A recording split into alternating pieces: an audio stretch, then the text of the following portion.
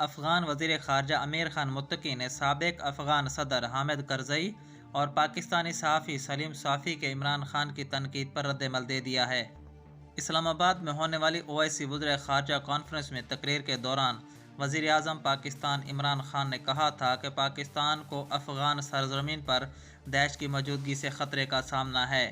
اس بیان پر سابق افغان صدر حامد کرزئی نے ٹوئٹر پر ایک مذہبی بیان جاری کیا اور کہا کہ عمران خان کا بیان افغانستان کے لوگوں کی تذلیل ہے۔ پاکستان کو افغانستان کے خلاف پروپیگنڈا اور افغانستان کے اندرونی معاملات میں مداخلت سے گریز کرنا چاہیے۔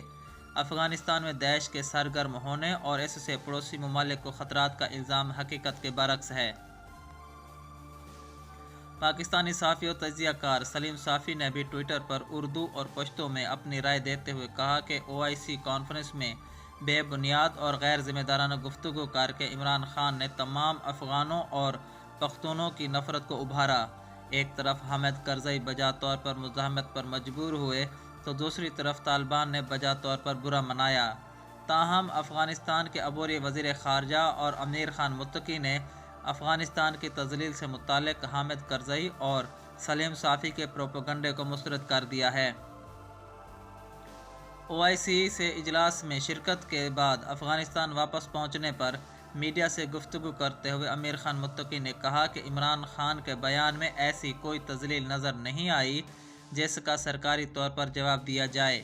یہ ایک مثبت اجلاس تھا جسے منفی طور پر نہیں لیا جانا چاہیے۔ انہوں نے کہا کہ اجلاس کے دوران مختلف آراء اور خیالات کا اظہار کیا گیا۔ اہم بات یہ تھی کہ تمام شرکاء نے افغانستان کے حق میں بات کی۔